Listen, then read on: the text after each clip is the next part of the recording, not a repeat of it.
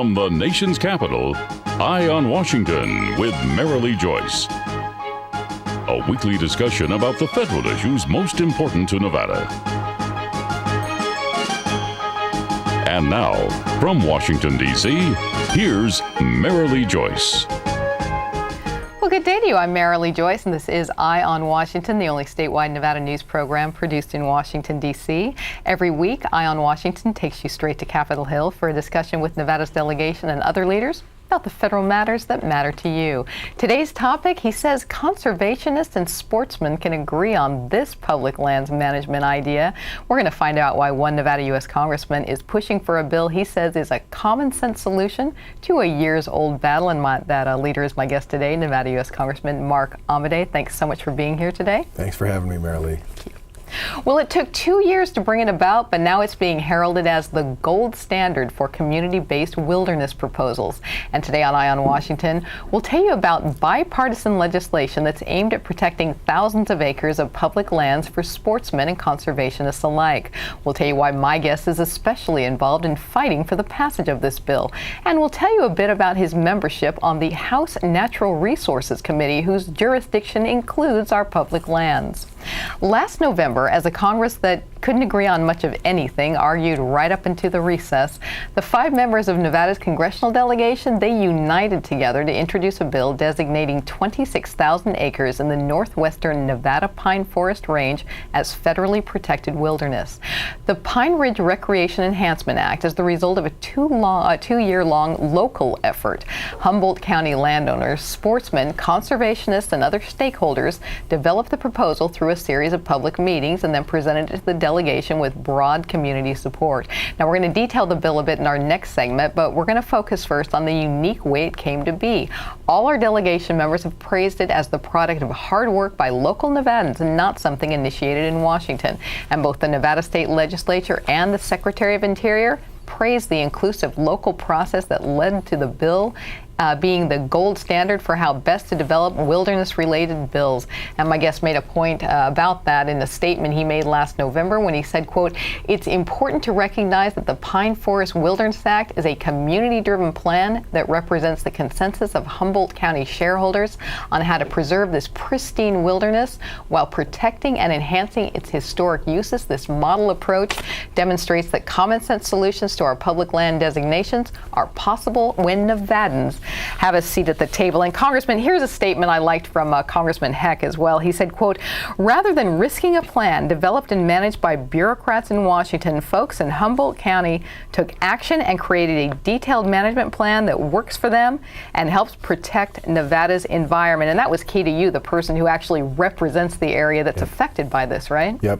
It's and you've done a good job of describing it, Marilee, but it is those folks, they not only had a seat at the table, they had most of the seats at the table, so that when they came here for the legislative process, you had all the grassroots bases covered, people with different perspectives. It was just, it's the blueprint for how things ought to go in the future. Well, sure, and both the Nevada State Legislature and the U.S. Secretary of Interior, they have praised it, calling it the quote, "the robust and inclusive process." And again, you've been thrilled that this came from the state and not from the feds. Yep, and we've seen in the past in Nevada where some of these proposals come from the other direction, and it's been phenomenally controversial and ultimately not effective. So you'd love for the Interior Department to study this bill and to use it for other ways to go about preserving America's some of the wilderness areas, or? Well, I think the Interior Department, and I haven't spoken with Amy Luters on this one specifically, but I'll tell you, it'll be for as long as I'm around. That will be for future ones to say, have we basically done this in the same way that the Pine Forest one was done? Tell us just a little bit more about how this bill came about. I know it was a 2-year-long process. So, take us back. How did it start off in the state? What brought all these folks together? It's kind of goes back to the blueprint thing, where you get people who understand the process in Washington, but are working at the local level to bring all the local people together to talk with, and you name the groups. You've got hunters, conservationists, pro-wilderness folks, pro-multiple use folks, all those folks together first and had them working in the context of, if we put this together, then this is the process back in the Congress. And actually, the vast majority of the work, as is appropriate, should be done at that level, so that the congressional stuff is pretty much, here it is. We've touched bases with the local federal land managers. We've touched bases with all the local stakeholders. And here's what we need the legislation to reflect. And there you go. Help our audience understand a little bit better the location of the area in question, and also, too, why the whole delegation decided that it needed to be protected. Well, it's once again, it was driven from the ground up. It's northern Humboldt County, beautiful, breathtaking area. There were a couple of proposed wilderness areas that were also involved in this, and one of the neat things that this did was those areas that were appropriate for inclusive in the pine forest area were, but there were also other parts that weren't, and so they've been taken off the map. So we're also dealing with some proposed wilderness study areas that really didn't fit the criteria, but it's in the context of creating wilderness that does. So it's, you know what, I dare say, I haven't heard anything from back in Nevada from anybody going, this is the wrong thing to do. Well, that's wow. And that's good news. It's got to be out there, but for all intents and purposes, fabulous news, and such a diverse group of people coming together on it too. When Eye on Washington returns right after this, we're going to tell you more details on this bill, and later in the show, we're going to talk about the jurisdiction of the Natural Resources Committee, which our congressman serves on, and where bills like this are originated often on Capitol Hill. It's right after this. You're watching Eye on Washington with Marilee Joyce. Brought to you by the National Mining Association, Caesars Entertainment, the Frias Companies, NV Energy, the Las Vegas Convention and Visitors Authority, the Nevada Mining Association, Western Lithium Corporation, and Skyline Restaurant and Casino. America's minerals have made us a nation of self-reliant dreamers, shaping our world and the endless ways we enjoy it. But red tape often forces us to import more than half the minerals we depend on. Minerals we already have. We don't import our dreams. Shouldn't that go for our minerals, too? The National Mining Association. Learn more at nma.org. You already watch Eye on Washington with Marilee Joyce, Nevada's only statewide program produced in Washington, D.C. But for even more news from Capitol Hill that affects you, your family, and your business, you need to read Nevada's Washington Watch, our online newsletter. In-depth reporting on federal efforts that impact you. Our exclusive Inside the Beltway column, putting a microscope on Nevada's congressional delegation. Guest editorials about what Nevada needs from the Hill. Nevada's Washington Watch, your watch on Washington. Subscribe today at nevadaswashingtonwatch.com. Heads we go, tails we stay. A coin flip. That's how it all began for what is now Nevada's largest transportation provider. Charlie Frias, with a can-do spirit and support of his loving wife Phyllis, bought ABC Union Cab in 1966. They then parlayed 5 cabs into a fleet of nearly 1,000. And today, Frias has over 2,000 employees and was recently voted Las Vegas's best company to work for. Frias, safe, reliable, simply the best. Hey, it's embarrassing to be tackled by someone smaller than me. I look weak and effeminate, so now I'm overcompensating. I'd also be very ashamed by that. I'm not waiting until it happens to me to make you feel small. My dad taught me to be the alpha male, so now I'm gonna knock a tray out of your hands at lunch. Kids bully for all kinds of reasons. None of them are good. Know your kids' friends and monitor their social networking. Find more tips at flipthescriptnow.org. And welcome back to Eye on Washington, our discussion of a bill that would preserve thousands of acres of Nevada public land and is being called a win-win for sportsmen and conservationists alike. We've been visiting with the Nevada leader who represents that beautiful area, Nevada U.S. Congressman Mark Amodei. The process that led to the Pine Forest Wilderness Bill was unique, to say the least. 2 years in the making, bringing together folks from many walks of outdoor life who together reached an agreement on how to permanently protect one of Nevada's most beautiful unspoiled areas. The designated area includes 2 wilderness study areas, the Blue Lakes region and the Alder Creek area. The bill designates 26,000 acres within these 2 study areas as the Pine Forest Range Wilderness Area. and it directs the BLM to exchange federal lands surrounding nearby ranches for private parcels within those designated areas. Now, advocates say this exchange will allow better management of public lands while ensuring the economic viability of privately owned ranches. The Pine Forest Range sounds tailor-made for a Nevada tourism brochure. It has high alpine lakes and rivers surrounded by granite spires that are home to the Lahontan cutthroat trout, and that's a fish native only to Nevada. It has thick forests of aspen and white bark pine that blanket the mountains that are home to mule deer, and the steep slopes that open sagebrush meadows where bighorn sheep and pronghorn thrive. And if that's not enough, the area also is a sportsman's paradise. It's known across the West for its world-class chukar hunting. Fishermen dig the area, and anglers and non-anglers alike can hike up to Duffer Peak, whose 9,400 plus feet makes it the highest mountain in the range. And Congressman, again, this was the work of the Humboldt County Commission and the Pine Forest Working Group, and then it brought in you and other congressional leaders on this local effort. Again, take us back again. We went back a couple years ago, but a little more about the players and what really kicked this off. Who said this needs to be protected and let's start a local movement? Well, I think it was the folks in Humboldt County that had watched over the years the process in Nevada with wilderness study areas and lack of movement, and especially lack of movement without a lot of controversy. And I'll tell you what I think the impetus were people who had a genuine affection for the area and wanted to say, let's do something that's different and let's take control of it locally in our own hands and get the right thing done. So when you talk about your lead-in and you talk about sportsmen, big game, chukar hunters, property rights, there were water rights provisions in the bill. Access is always a big issue in any Nevada wilderness context. So sat down and basically in a reasonable, non-political fashion, very practically worked all that stuff out so that private property interests were taken care of. Access for purposes of multiple use to the extent that it's allowed was taken care of. Existing access was taken care of.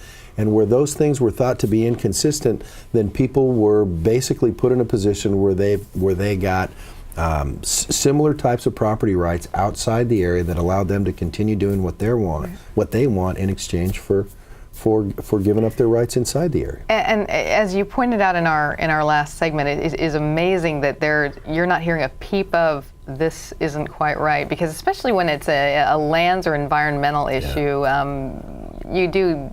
Oftentimes on some of these situations, you get a lot of protests and chukar hunters are happy, the ag folks are happy, the wilderness folks are happy. So it's kind of like going to court and doing an adoption. Everybody's smiling so far. I like this quote I have here from Senator Heller, and he when you all announced your bill, he said, quote, "In a state where the federal government controls more than 85% of the land, changes to public land designation must be done in a careful and open manner that brings local communities and stakeholders to the table." And in your opinion, how can this great effort perhaps encourage land exchanges elsewhere, both in Nevada and other states that have a whole lot of public land ownership by the You know what I think it feds? is? It's discussions. One of the things that facilitates that is you start discussions before it's on the board, if you will.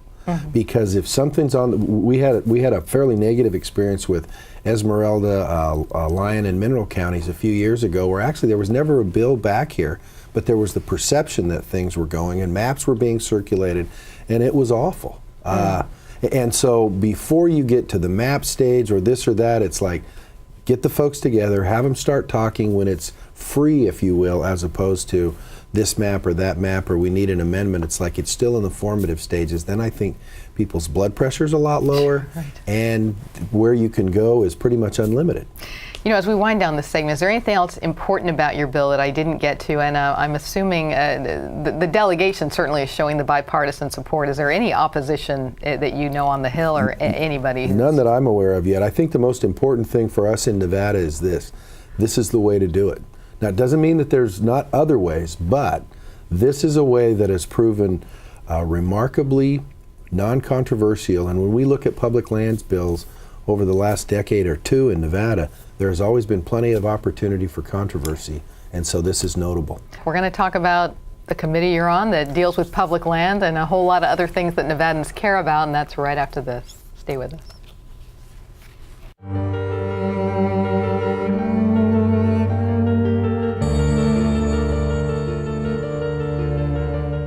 Every day, thousands of people in northern Nevada don't get enough to eat. 1 out of 5 children in northern Nevada go to bed hungry every night. But you can do something about it.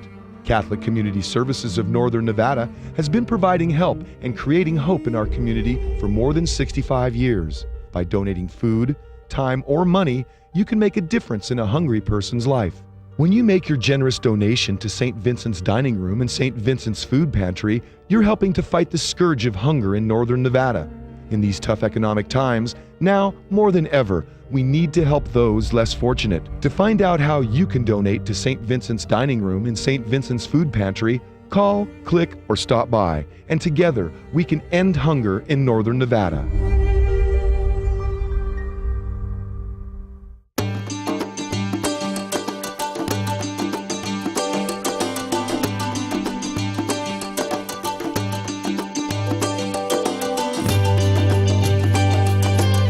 Thanks to an ongoing commitment by America's mining companies, more than 2 million acres already have been reclaimed. To learn more about reclamation or other aspects of mining, visit nma.org, the National Mining Association. You already watch Eye on Washington with Marilee Joyce, Nevada's only statewide program produced in Washington, D.C.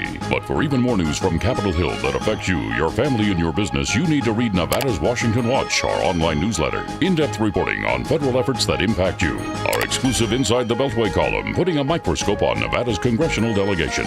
Guest editorials about what Nevada needs from the Hill. Nevada's Washington Watch, your watch on Washington. Subscribe today at nevadaswashingtonwatch.com. Heads we go, tails we stay. A coin flip. That's how it all began for what is now Nevada's largest transportation provider. Charlie Frias, with a can-do spirit and support of his loving wife Phyllis, bought ABC Union Cab in 1966. They then parlayed 5 cabs into a fleet of nearly 1,000. And today, Frias has over 2,000 employees and was recently voted Las Vegas's best company to work for. Frias, safe, reliable, simply the best.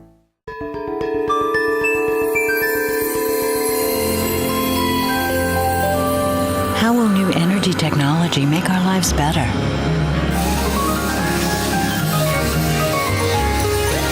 Will geothermal, wind, and solar energy be a bigger part of our future? Yes. And soon it will all be in our backyard. Learn more at nvenergy.com. And we're back with the Eye on Washington show and our discussion of some public land and other natural resources committee topics. And my guest today is Nevada U.S. Congressman Mark Amodei. The legislation we've discussed today obviously is something very important to my guest, but given the amount of time that went into it on the local level, shows that it might be more important to the Nevadans who are impacted by it. So isn't it great news for Nevada that our congressman serves on the House committee from which this type of legislation can originate on Capitol Hill? The House Natural Resources Committee has jurisdiction over a whole lot of areas that Nevadans care most about.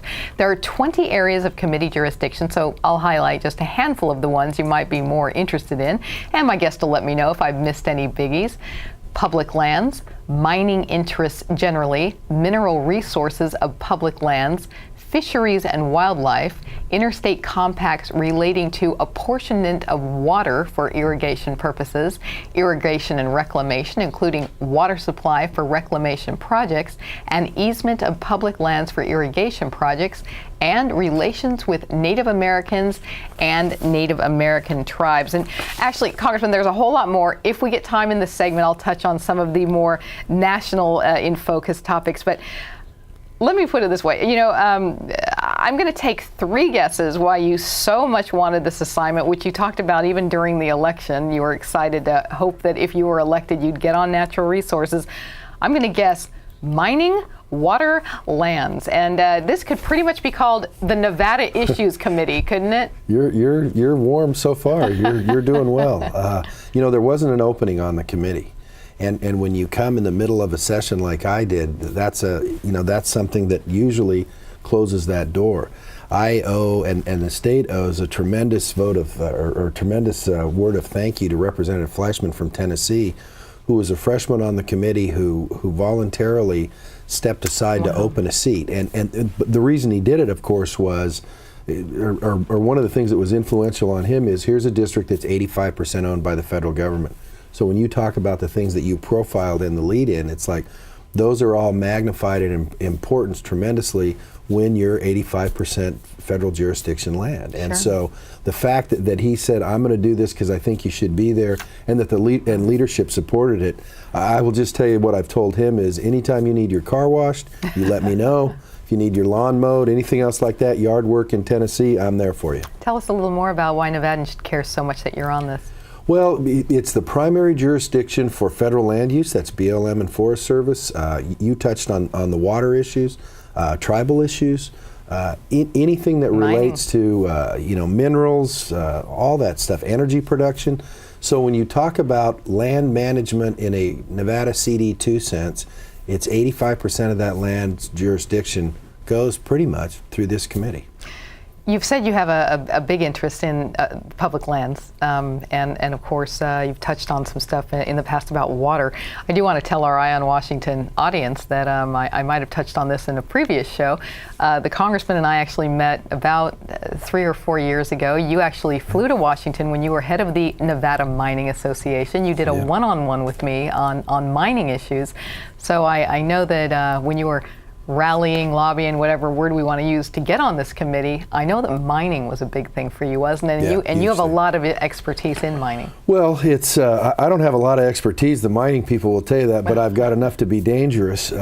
But when you look at the part that plays in our economy, and the fact that commodity looks like it's going to be strong for a while, good news, bad news, that's something that if you're going to take care of CD2 and the state of Nevada, that's one of the primary industries that you need to basically be fully familiar with and in a position to do them as much good as you can. And when the bills originate in those committees, you're going to have a lot of say and sway over some stuff important to Nevada. Hopefully, yes.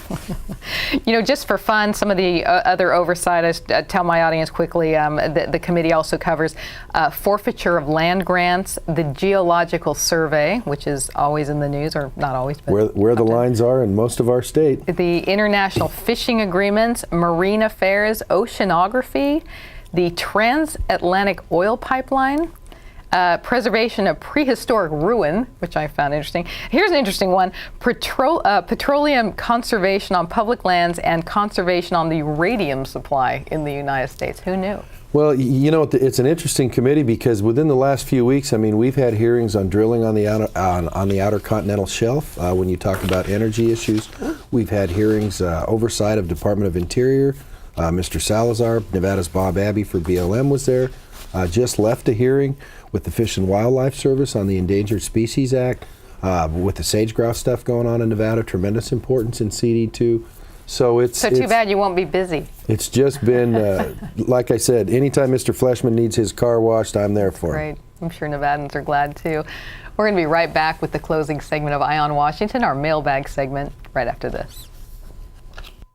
All of us at Caesars Entertainment have something we want to say. Play responsibly. Play responsibly. We don't want you to gamble if you've had too much to drink. You shouldn't gamble if you're lonely or depressed. And if you're under 21, you're not allowed to play. No. No matter which of our casinos you come to, our message is always the same. Play responsibly. Play responsibly. Play responsibly. We know you're coming to our casinos to have a good time, and we always want you to leave feeling like you did. America's minerals have made us a nation of self-reliant dreamers, shaping our world and the endless ways we enjoy it. But red tape often forces us to import more than half the minerals we depend on. Minerals we already have. We don't import our dreams. Shouldn't that go for our minerals too? The National Mining Association. Learn more at nma.org.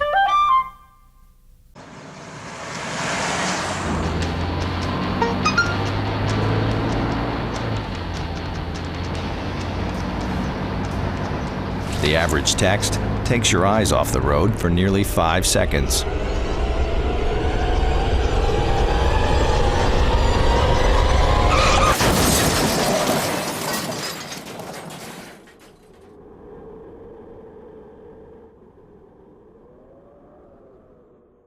Built on a fleet of just 5 cabs bought in 1966 by founder Charlie Frias, Frias Transportation is now Nevada's largest transportation provider.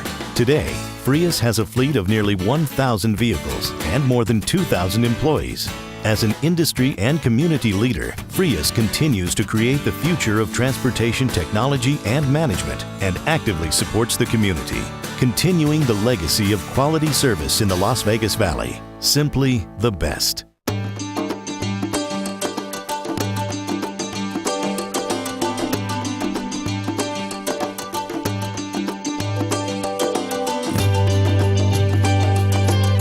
Thanks to an ongoing commitment by America's mining companies, more than 2 million acres already have been reclaimed. To learn more about reclamation or other aspects of mining, visit nma.org, the National Mining Association. We're back with our closing segment of Eye on Washington. It's our mailbag segment. In this segment, we tell you about an issue that the congressional mailbag page of Joyce Communication website has been getting a lot of correspondence about. We read one of your letters on the air and invite our guests to respond to you right here. And Congressman, your office has been hearing a lot about federal spending, and I have a letter from you for you here from Jennifer of Elko. Okay. And she writes, "Dear Congressman Amodei, I'm concerned that cuts to federal spending will reverse some recent gains in services for retired and elderly people in Nevada. What's being done to make sure we preserve things that we now depend on with the economy being so bad?" How do you respond to Jennifer? Well, Jennifer, first of all, you're in the majority with your concerns. You know, the whole budget process is a series of value judgments. And so people say, well, there's not enough money, what are you going to do? Clearly, for what we have started our elderly folks on in the way of benefits, I'm not going to call everything entitlements because I don't think Social Security is an entitlement. Mm-hmm. If Jennifer's on Social Security, she paid into that. So that's a little different thing. But I'll tell you some of the things we're working on right now, the doc fix for Medicare, so that instead of just saying, well, you have a Medicare benefit, but by the way, nobody will see you because it pays so low that they can't see you. We're trying to work on that so that that still remains an access to health care benefit in a legitimate sense. I can tell you that we are committed to bringing government into a stage where we see the end of $15 trillion debts and stuff like that, but we're not going to throw the baby out with the bathwater to do it. So Jennifer, you've got her back. Yep, just like my mom.